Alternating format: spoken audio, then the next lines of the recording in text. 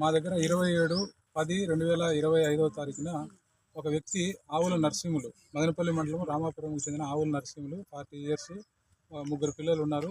అతను మిస్ అయినాడు 27 అక్టోబర్ 2025 ఉదయం 7 గంటలకి.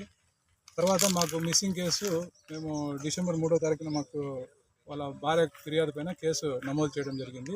కేసు నమోదు చేసిన తర్వాత మాకు విచారణలో తెలిసిన దాని ప్రకారము ఈ ఆవుల నరసింహులతో పాటు అతనితో కొలీగ్స్, ఈ ఆవుల నరసింహులు అనే అతను ఈ నాటు మందు వైద్యము ఇలాంటివి చేస్తూ, తర్వాత అతనితో పాటు కురుబలకోట మండలానికి చెందిన నాగరాజు, తర్వాత వాళ్ళ పక్క గ్రామానికి చెందిన కత్తి నరసింహులు, ఇంకో నారాయణ స్వామి, వీళ్ళంతా కూడా దీంట్లో తిరుగుతూ ఉంటారు. ఈ క్రమంలో ఈ నాగరాజు అనే వాళ్ళ ఇంటికి తరచూ వెళ్తూ ఉంటాడు ఆవుల నరసింహులు. దాదాపు 3 సంవత్సరాల నుంచి ఈ నాగరాజుకి ఆవుల నరసింహులకు పరిచయం ఉంది.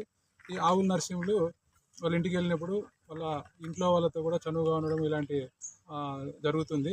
ఈ సందర్భంగా ఈ నాగరాజు అనే అతను ఎవరైతే ఉన్నాడో అతను కక్ష పెట్టుకొని అతని ద్వారా నాకు నాగరాజుకు బాగా ఇబ్బంది అవుతున్న ఉద్దేశంతో అతన్ని చంపాలని చెప్పి ఒక ప్లాన్ వేసుకున్నారు. ఆ ప్లాన్ను ఇంప్లిమెంట్ చేయడానికి ఈ కత్తి నరసింహులు, పక్క గ్రామానికి చెందినటువంటి కత్తి నరసింహులను, అదేవిధంగా నారాయణ స్వామిని కూడా ఉపయోగించుకుని అక్టోబర్ 27వ తారీఖున ఇక్కడ చంద్రగిరిలో వేరే వాళ్ళకి నాటు మందు ఇవాళ ఆరోగ్యం బాగలేదని చెప్పేసి మీరు తీసుకొని పోండి, అక్కడికి పోయిన తర్వాత మాకు తెలిసిన బంధువు ఒక అతను వస్తాడు, వాళ్ళ ఇంట్లో మీరు చూపించాలని చెప్పేసి వీళ్ళంతా ఒక ముగ్గురు ప్లాన్ ప్రకారము నాగరాజు అక్కడే ఉండి ఆర్టీసీ బస్సులో పంపిస్తాడు.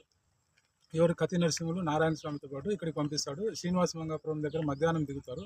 మధ్యాహ్నం దిగిన తర్వాత వాళ్ళ పథకంలో భాగంగా నాగరాజు బంధువు ఎవరైతే ఉన్నారో మునిరాజా ఇక్కడ మోటార్ సైకిల్లో ఇతన్ని ఎవరు ఆవుల నరసింహుల్ని తీసుకొని ఇక్కడ ఈ గార్డెన్కు తీసుకుని రావడం జరిగింది.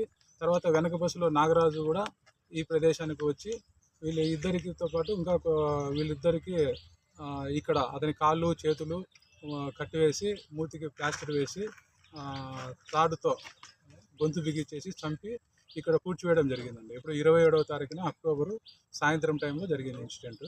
ఇవంతా కూడా మాకు విచారణలో తెలిసిన తర్వాత ఆ ముద్దాయిలు చెప్పిన దాని ప్రకారం ఎక్స్ట్రా జ్యుడిషియల్ కన్ఫెషన్ విఆర్ఓ గారి పైన ఉమెన్ మిస్సింగ్ని ఆల్టర్ చేసి మర్డర్ కేసుగా ఈరోజు ఇక్కడ ఎగ్జ్యూమ్ చేయడం జరిగింది. ముద్దాయిల్ని కూడా ఇక్కడ అరెస్ట్ చేయడం జరిగిందండి.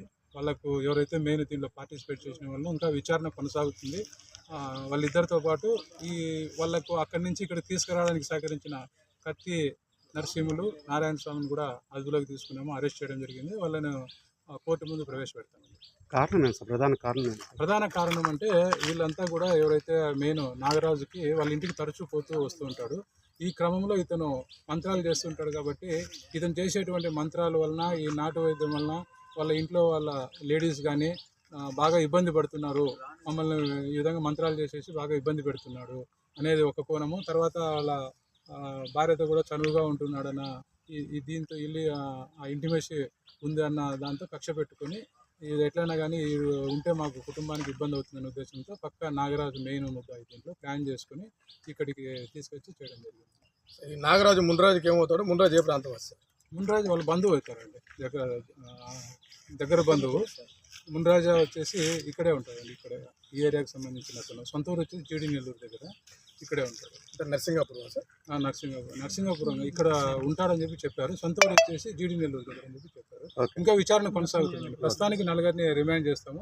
ఇంకా దీంట్లో ఎవరెవరి ప్రమేయం ఉంది అనేది కూడా విచారణ చేస్తాము. మున్రాజు మీ అదుపులో ఉన్నారు.